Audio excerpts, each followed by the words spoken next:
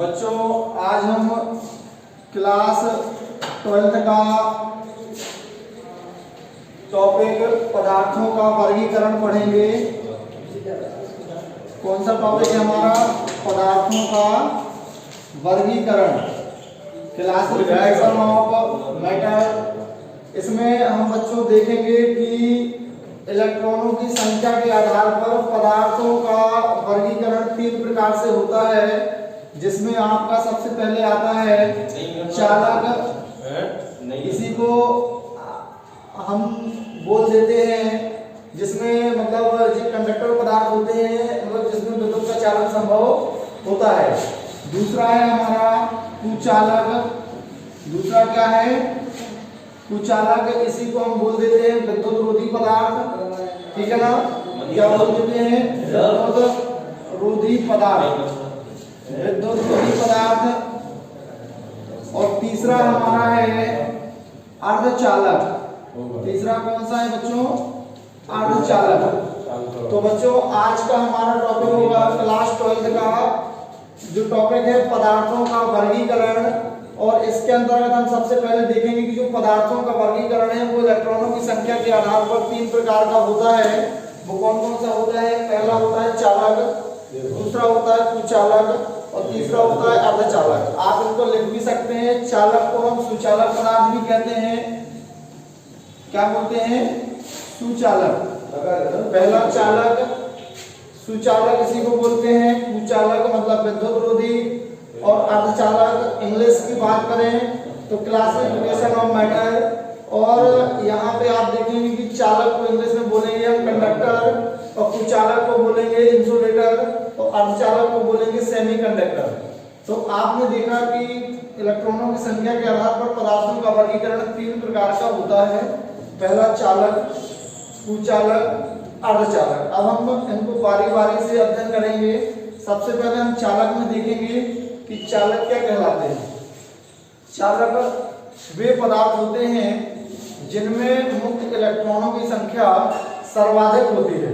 ठीक है ना? चालक क्या होते हैं? वे पदार्थ होते हैं जिनमें मुक्त इलेक्ट्रॉनों की संख्या क्या होती? सर्वाधिक होती है। और इनमें विद्युत का चालन आसानी से हो जाता है। क्या होता है? इनमें विद्युत का चालन आसानी से हो जाता है। ऐसे वो कौन कौन से पदार्थ हैं जिनमें विद्युत का चालन हो जाता है? हमारे दैनिक जीवन में हमारे आसपास ऐसे बहुत से पदार्थ होते हैं जिनमें विद्युत का चालन बहुत आसानी से हो जाता है। जैसे लोहा, जिस ब्रेंच में आप बैठे हैं वो लोहे की है, उसमें भी विद्युत का चालन हो जाता है।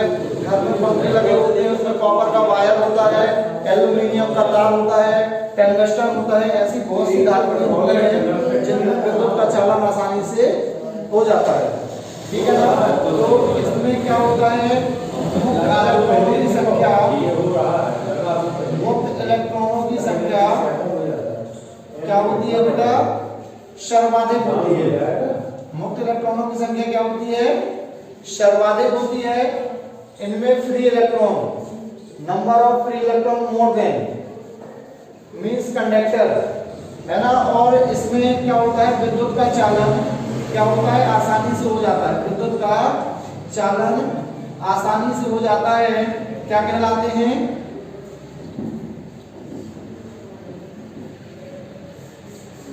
आसानी से हो जाता है। क्या कहलाते हैं इनका? चालक कहलाते हैं। फिर से एक बार सुनिए आप। चालक वे पदार्थ होते हैं जिनमें मुक्त इलेक्ट्रॉनों की संख्या क्या होती है? सर्वाधिक होती है।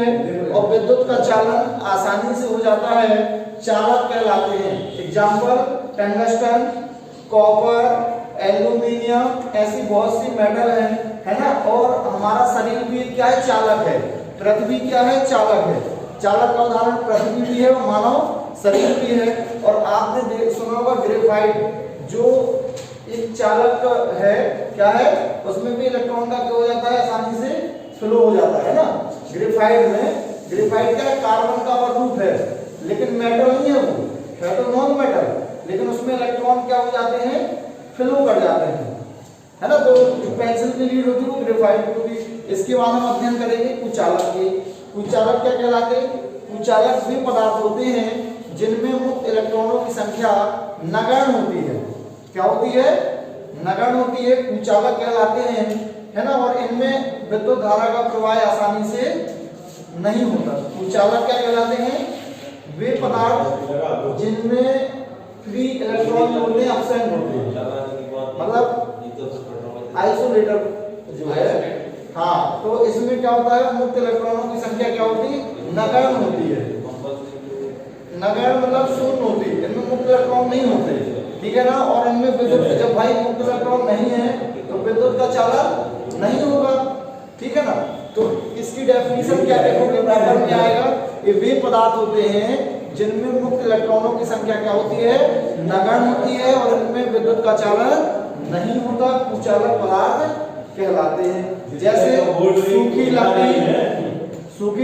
लकड़ी, प्लास्टिक, कांच, मोम, एबोनाइट, जो प्रेस का हत्था होता है वो एबोनाइट का होता है, उसमें इलेक्ट्रॉन फ्लो नहीं होते, हमको करंट नहीं लगता, ठीक है ना। इस प्रकार से अर्धचालक को इंग्लिश में क्या बोलते हैं? सेमीकंडक्टर।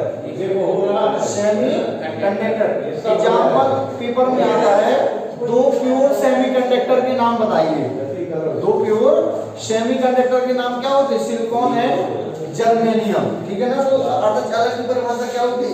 वे पदार्थ होते हैं जिनमें मुक्त इलेक्ट्रॉनों की संख्या, नंबर ऑफ फ्री इलेक्ट्रॉन, ना अधिक होते हैं ना कम होते हैं, मींस इक्वल होते हैं, ठीक है ना। क्या सुना आपने? अर्धचालक में वे पदार्थ होते हैं जिनमें मुक्त इलेक्ट्रॉनों की संख्या ना बहुत अधिक ना बहुत कम होती है, बराबर होती है, इक्वल होती है। Number of free electron is equal है, मींस ना ज्यादा ना कम, बराबर होते हैं, अर्धचालक कहलाते हैं। इनमें क्या होता है कि साधारण ताप पर, मतलब मिनिमम टेम्परेचर पर इलेक्ट्रॉन का फ्लो नहीं होता, लेकिन जब टेम्परेचर को क्या कर दिया जाता है? बढ़ा दिया जाता है, तो विद्युत का चालन संभव होने लगता है। फिर से सुनो एक बार आप लोग, अर्धचालक क्या कहलाते हैं? ये वे पदार्थ होते हैं जिनमें साधारण ताप पर विद्युत का चालन नहीं होता, लेकिन इनका ताप बढ़ा दिया जाता है तो विद्युत का चालन होने लगता है, ठीक है ना। इनमें मुक्त इलेक्ट्रॉनों की संख्या ना बहुत अधिक ना बहुत कम होती है, मतलब बराबर होती है, अर्धचालक कहलाते हैं। जैसे सिलिकॉन,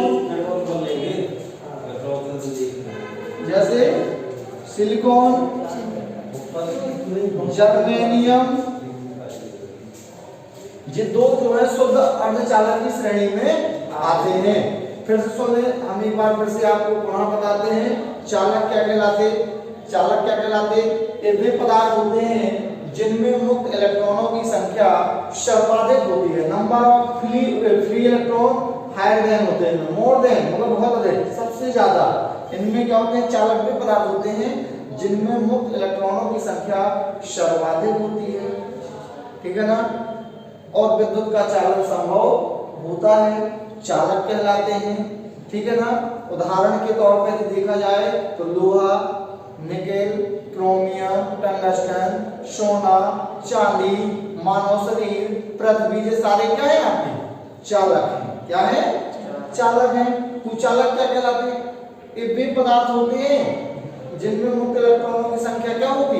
नगण्य होती है, विद्युत धारा का प्रवाह नहीं होता, कुचालक कहलाते हैं। जैसे प्लास्टिक, सूखी लकड़ी, एबोनाइट का हत्था, मोम, कांच, रबर, ये सारे क्या है? कुचालक हैं। एक गत्ता भी कुचालक हो सकता है। अर्धचालक क्या कहलाते हैं? ये वे पदार्थ होते हैं जिनमें क्या होता है कि मुक्त इलेक्ट्रॉनों की संख्या ना बहुत अधिक होती है ना बहुत कम होती है, और साधारण ताप पर विद्युत का प्रवाह नहीं होता, लेकिन जब तापमान बढ़ा दिया जाता है तो विद्युत का प्रवाह होने लगता है, जिन्हें हम क्या कहते हैं? अर्धचालक कहते हैं। इसका उदाहरण क्या है? जैसे सिलिकॉन, जर्मेनियम, गैलियम आर्सेनाइड, ये सारे क्या हैं? अर्धचालक हैं। तो बेटा आज हमने आपको पदार्थों के वर्गीकरण के बारे में बताया है, जो इलेक्ट्रॉनों की संख्या के आधार पर 3 भागों में बांटा गया है, जिनको चालक, कुचालक और अर्धचालक। इस तरह से आज हमने अध्ययन किया पदार्थों का वर्गीकरण, और कल हम इसके और डिटेल के बारे में देखेंगे। चालक के अंतर्गत और भी चीजें हम बताएंगे, ताप का क्या प्रभाव पड़ता है, अशुद्धि मिलाने पर इनका क्या प्रभाव पड़ता है, है ना। तो इनके बारे में कल हम अध्ययन करेंगे। यदि आपको वीडियो अच्छा लगा तो अपने और भी दोस्तों को शेयर करें। Thank you and have a nice day.